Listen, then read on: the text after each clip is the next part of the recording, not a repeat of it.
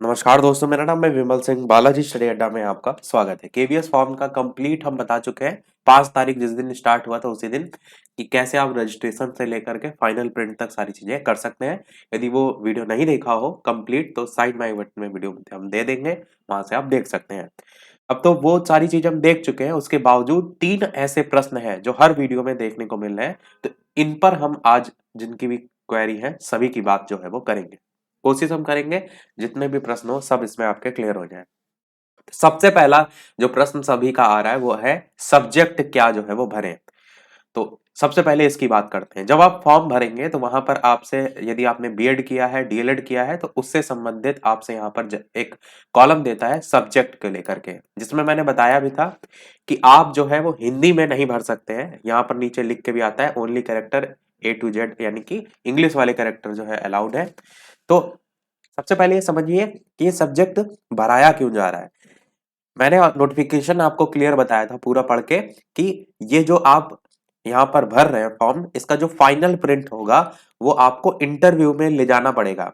और इंटरव्यू में जब आप ले जाएंगे तो ये जो आप सब्जेक्ट भरेंगे वहां पर शो करेगा।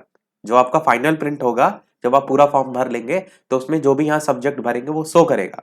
तो संभवतः एक कारण ये हो सकता है कि आप जो भी सब्जेक्ट यहाँ भरे उससे रिलेटेड आपसे क्वेश्चन पूछे जा सकते हैं।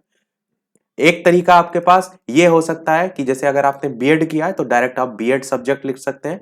दूसरा तरीका ये हो सकता है डीएलएड किया है तो डीएलएड सब्जेक्ट लिख सकते हैं। और ये तो एक ही तरीका है कि मतलब बीएड या डीएलएड में से कोई आपने किया है तो पहला तो तरीका ये हो गया कि वो सब्जेक्ट और यानी वो कोर्स और उसके आगे वो सब्जेक्ट्स ऐसे करके आप लिख सकते हैं। डीएलएड सब्जेक्ट ऐसे करके लिख सकते हैं।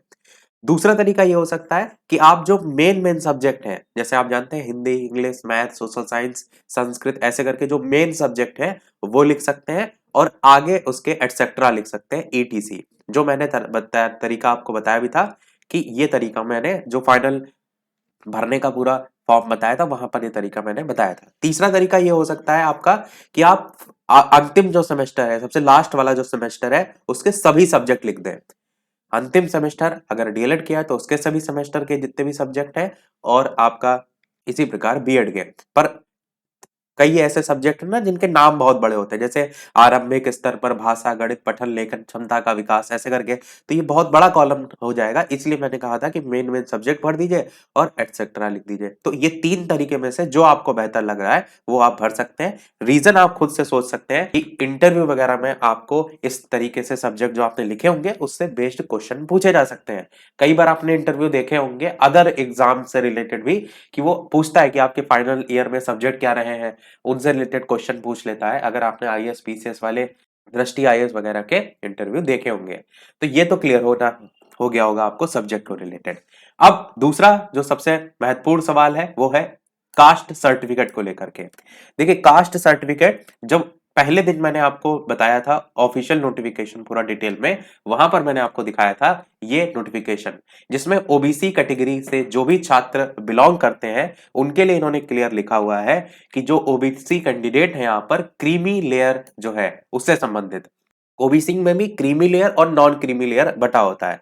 नॉन क्रीमी जो लेयर होता है वो 8 लाख इनकम से कम वाले, सालाना देखी जाती है ये, तो उनका सर्टिफिकेट अलग होता है। तो यहां पर वही चीज क्लियर की गई है कि जो भी ओबीसी कैंडिडेट है जो कि क्रीमी लेयर में आते हैं, उनको अपनी जो कैटेगरी है वो यहां पर लिखा है कि जनरल कैटेगरी में काउंट जो है वो करनी होगी, जनरल कैटेगरी जो है वो फिल करनी होगी। लिखा है ना, such candidate have to indicate their category as general, जो भी क्रीमी लेयर में आते हैं।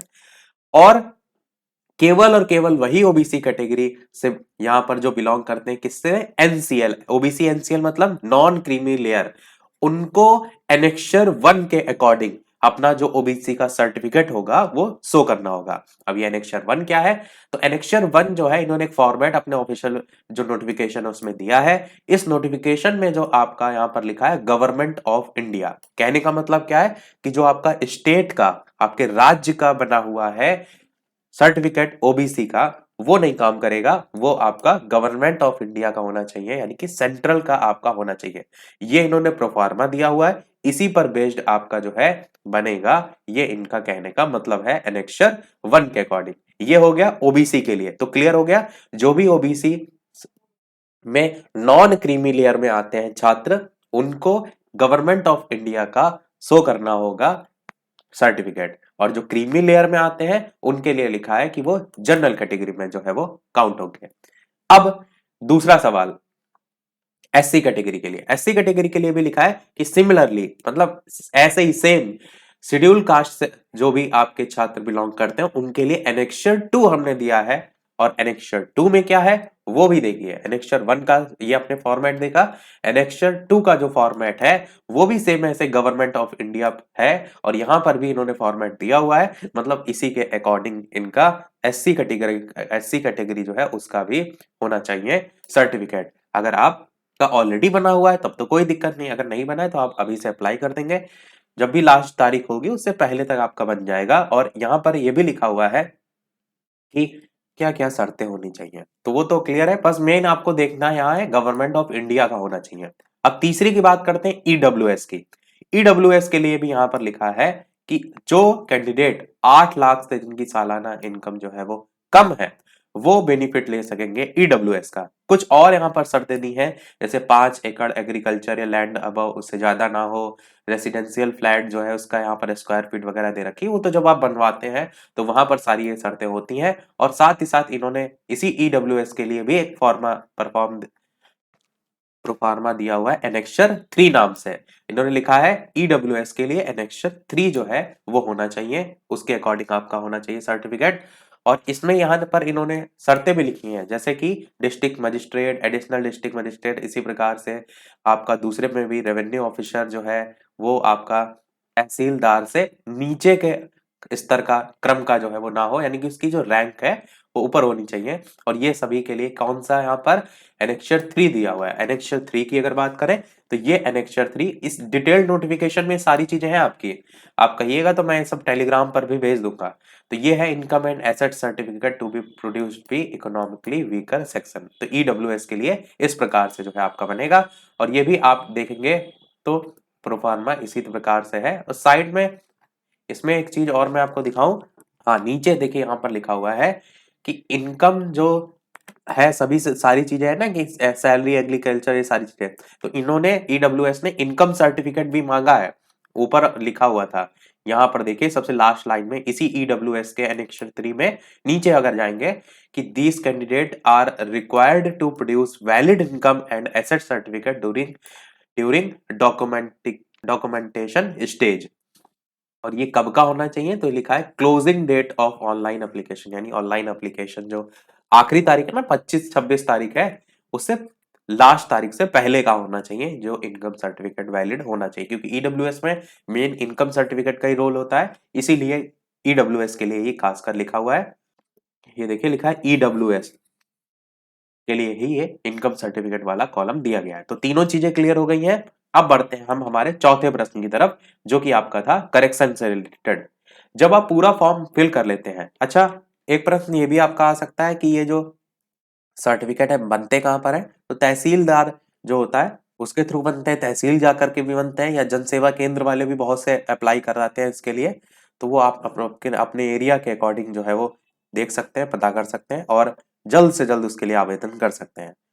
ये देखिए अब बात करते हैं लास्ट हमारी क्वेरी जो थी आपकी कि फॉर्म में करेक्शन से क्या संबंधित है। देखिए सबसे पहले लास्ट के 2 पॉइंट को फोकस कीजिए, जो मैंने नोटिफिकेशन में आपको बताया था कि आप कैटेगरी में किसी प्रकार का कोई बदलाव नहीं कर सकते, डेट ऑफ बर्थ में नाम, फादर नेम, जेंडर एटसेट्रा, कुछ चीजें हैं जिसमें आप कोई भी बदलाव नहीं कर सकते हैं। और इन केस अगर आपसे कुछ गलती हो गई तो कुछ ऑप्शन यहाँ पर दिए गए हैं, उनकी हम बात जो है वो करते हैं। देखिए जब आप पूरा फॉर्म भर लेते हैं तो इस तरीके से कंप्लीट कंप्लीट लिख के आ जाता है। यहाँ पर देखिए एक ऑप्शन इन्होंने दिया है रजिस्टर क्वेरी करके, जब आप पूरा फॉर्म फिल कर लेते हैं इस पर जब आप क्लिक करेंगे तो इस तरीके से आपको एक ऑप्शन देखने को मिलेगा क्वेरी के संदर्भ में कि यहाँ पर आप जो अपनी कौन सी क्वेरी टाइप है इसको सेलेक्ट करें, उसका क्या डिस्क्रिप्शन है यहाँ पर लिखें, और उसके बाद यहाँ पर अटैचमेंट जो भी क्वेरी है उससे रिलेटेड लगा सकते हैं। मैं आपको दिखा रहा हूँ अभी कौन कौन सी यहाँ पर क्वेरी जो है वो ऑप्शन इन्होंने दे रखी है। देखिए सबसे पहला इन्होंने दे रखा है कि अगर आपने किसी प्रकार का जो एडमिट कार्ड में सेंटर सेलेक्ट किया है वो गलत सेलेक्ट कर लिया है, उससे संबंधित है। इसी प्रकार कोई आइडेंटिफिकेशन, नाम, मदर नेम, फादर नेम, इसमें आपका या कैटेगरी का भी देखिए यहाँ पर ऑप्शन दिया गया है, इन सभी में कोई आपका गड़बड़ है उसके संदर्भ में। Change of subject, course, paper, ये सारी से संबंधित कोई दिक्कत है।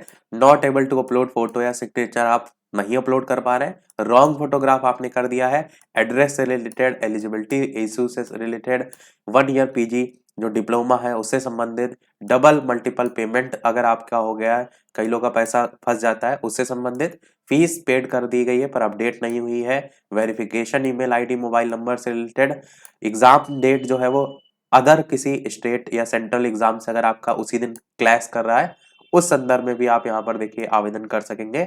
सब्जेक्ट, कोर्स, पेपर, ये सारी चीजें आपको दिक्कत है। मल्टीपल डुप्लीकेट एप्लीकेशन फॉर्म जो है अगर आप अप्लाई कर रहे हैं उससे संबंधित कोई दिक्कत है। फोटोग्राफ, सिग्नेचर और सर्वर एरर, इस तरीके की कोई दिक्कत है। और अगर इनमें से वो इशू नहीं है, आपका कोई भी इशू जो आपको आ रही दिक्कत, तो अदर का ऑप्शन भी यहाँ पर दिया गया है। तो इनमें से जो भी दिक्कत है उस पर सबसे पहले आप क्लिक करेंगे और दूसरी जो ऑप्शन है वो है यहाँ पर डिस्क्रिप्शन। जो भी अगर बाई चांस जैसे अदर आपने सेलेक्ट किया, फिर जो आपको दिक्कत है उसको आप यहाँ पर लिख दीजिए। और जिससे भी संबंधित दिक्कत है, जैसे मान लीजिए कि आपने डेट ऑफ बर्थ गलत लिखी है, तो डेट ऑफ बर्थ के बारे में आप लिखिए। और डेट ऑफ बर्थ से रिलेटेड अटैचमेंट क्या हो सकता है? आधार कार्ड हो सकता है। तो आपने यहाँ से ब्राउज पर क्लिक करके आधार कार्ड को अपलोड कर दिया और यहाँ से सबमिट कर दिया। मतलब जिससे भी रिलेटेड दिक्कत हो उसको यहाँ पर आप अटैच कर देंगे। जब आप अपनी जो अटैचमेंट यानी कि ये सबमिट कर देंगे, उसके बाद उसका कोई रिप्लाई वगैरह आएगा, तो उसी के बगल में ही आप देखिए तो क्वेरी स्टेटस भी लिखा हुआ है। जैसे यहाँ पर न्यू क्वेरी है, उसके बगल में क्वेरी स्टेटस लिखा होगा।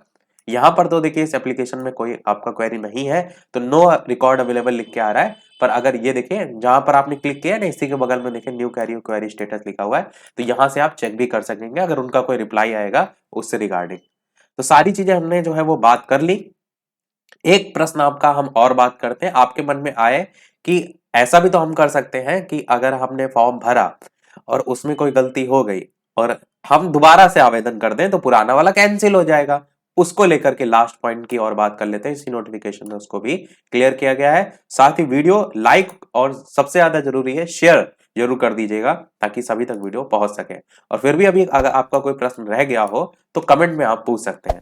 यहां पर इन्होंने ये क्लियर किया है इस नोटिफिकेशन में कि अगर आप एक से ज्यादा एप्लीकेशन फॉर्म जो है वो एक ही कैंडिडेट जो है एक ही पोस्ट के लिए अप्लाई करता है, जैसे आपने पीआरटी के लिए ऑलरेडी कर दिया है और पीआरटी के लिए आप फिर से करते हैं, अगर आप पीआरटी अलग कर रहे हैं, टीजीटी के लिए अलग कर रहे हैं, उसको लेकर नहीं कहा है, यहाँ पर देखिए लिखा है फॉर अ पोस्ट, यानी सेम पोस्ट के लिए आप अगर एक से ज्यादा जो है आवेदन करते हैं तो both the application will be rejected. तो दोनों के दोनों जो फॉर्म होंगे वो रिजेक्ट कर दिए जाएंगे, वो यहाँ पर क्लियर किया गया है। कई फॉर्म में आपने देखा होता है ना, वो कहते हैं कि अगर आप एक में गलती हो गई है तो आप दोबारा आवेदन कर दीजिए, पिछला वाला हम निरस्त कर देंगे। यहाँ पर ऐसा नहीं है। तो एक चीज ये भी ध्यान दीजिए कि इससे संबंधित यानी कि करेक्शन डेट कई लोग पूछते हैं क्या इसकी आएगी, तो जो नोटिफिकेशन है उसमें इन्होंने करेक्शन डेट को लेकर कहीं पर मेंशन नहीं किया है। तो जो भी दिक्कत है जैसे मैंने बताया क्वेरी से, वहां से आप चेक कर सकते हैं। तो वही एक ऑप्शन इन्होंने दिया है, हो सकता हो भविष्य में आगे दे दें, क्योंकि पिछले बार जो 2018 वाला पेपर हुआ था उसमें इन्होंने करेक्शन डेट रखी थी। वही चीज मैंने स्टार्टिंग में नोटिफिकेशन में बताई भी थी, परंतु इस वाले नोटिफिकेशन में इन्होंने ऐसा कुछ भी नहीं रखा है। पर अगर अलग से नोटिफिकेशन आएगा तो हम आपको सूचित अवश्य करेंगे। और यदि अभी भी कोई आपका प्रश्न रह गया हो तो मेन कमेंट में आप जो है वो पूछ सकते हैं। वीडियो पसंद आए लाइक शेयर जरूर कीजिएगा। मिलते हैं अगले वीडियो में, तब तक के लिए नमस्कार, जय हिंद।